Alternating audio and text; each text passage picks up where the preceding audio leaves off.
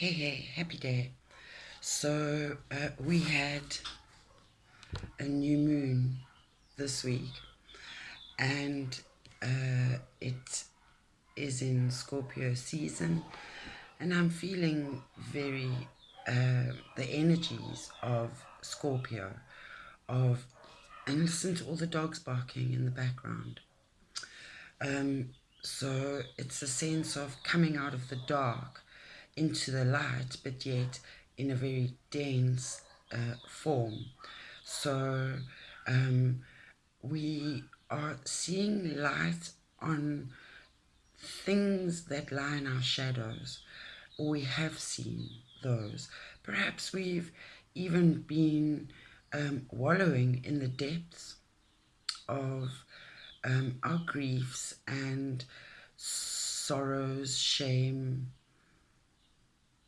traumas, patternings, conditions, and we are being led to follow our instincts, our inner guide, and knowing to find ourselves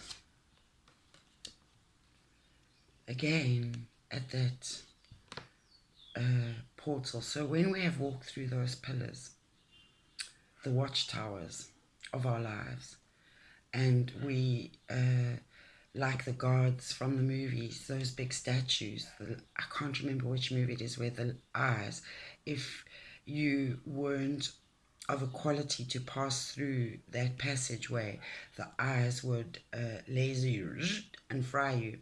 So it's like that, going through that pathway and the watchtower where you laser away anything that no longer serves you, any patterns, any perceptions, any attitudes, uh, uh, any issues related to how you feel about yourself and how you live your life. And when you walk through those shadows, you walk towards the light, and you have a staff of manifestation. Um, and 3 is about what we conceive, what we birth after we have united thought and word. What action are we going to take in order to manifest that which we want? So it's all about finding ourselves on more secure ground. And then looking forward, we see the Knight of Swords. We see fast thought, clarity of vision. We see our misconceptions and misperceptions being blown away.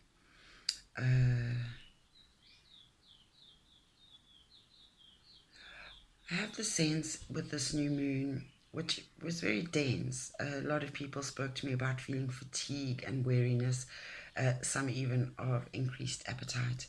So that is also about life. How do we want to increase our appetite of life? What do we want to do more that we would find fulfilling?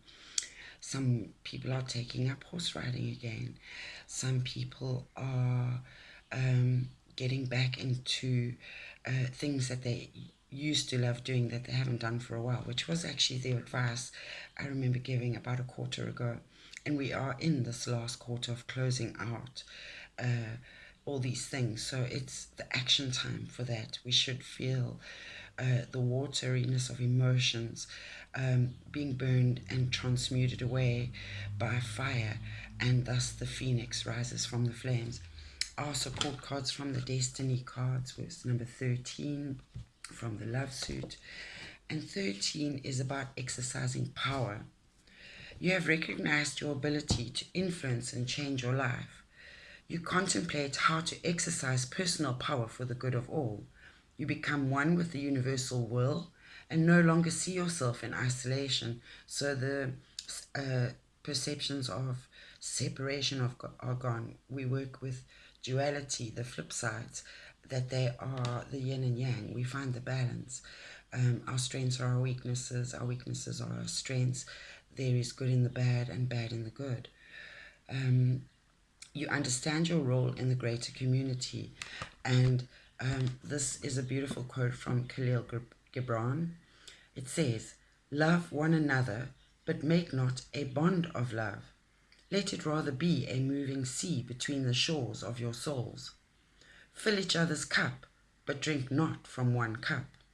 Give one another of your bread, but eat not from the same loaf. Sing and dance together and be joyous. But let each one of you be alone, even as the strings of a lute are alone, but they quiver with the same music." And the love suit talks to us about essential connections and bonding with another, family, friends, associates, and the greater community. Who or what you are called to love is often a mirror for what you need to develop in your own life. When asking questions concerning love with another, read the meaning in relationship to yourself. So one thing I've noticed, and it had to do with the exercising power of number 13, and I talked about finding balance, harmony. So I love the resonance of that insight. And it had to do with, I found myself this week calmly going along with the flow as long as everything and everyone was working together. But I did find myself speaking my personal truth in a way that honored myself and showed respect and integrity to what I am trying to achieve for how to live a good life. And one of the things about this card that came to mind was how I noticed this year I found myself going into the darker aspects of my being, exploring those things in a way that where I broke my own moral and ethical code from time to time in various aspects. And I tasted, the poison on the tip of my tongue, but that was not a pill I choose to swallow. And I, through that experience, realized that we need to make better choices. And so it's, I'm sensing the need to, or I'm hearing that, make better choices for you, because making better choices for you has the impact effect of having a positive effect on everything around you: space, place, time, people. And the other insight card I love, again, the repetition of love. So self-honor, self-respect, integrity. And something that comes to mind again with that working together and in harmony is that it's through the self, the one, the I, that we serve others. And they, again, that strengths and weaknesses. You are nothing without others, and others are nothing without you, or are everything with you, actually, is better. You are nothing without others, and others are everything with you. That's a beautiful message. Thank you. Wow. So number one speaks to us of, sorry, a gift or new opportunity and an exciting sense of how things could be, a wish or a dream. What is your golden dawn? What is your perfect life, your calm seas, your smooth sailing, your whatever is in the distance that you wish to attract to you? And I love, my daughter Gabrielle keeps repeating the message to me: I don't chase, I attract. So that's exactly what Wands is. It's about manifesting, and the power of your thoughts is very key and revolutionary to how you and your life unfold before you and is reflected back at you.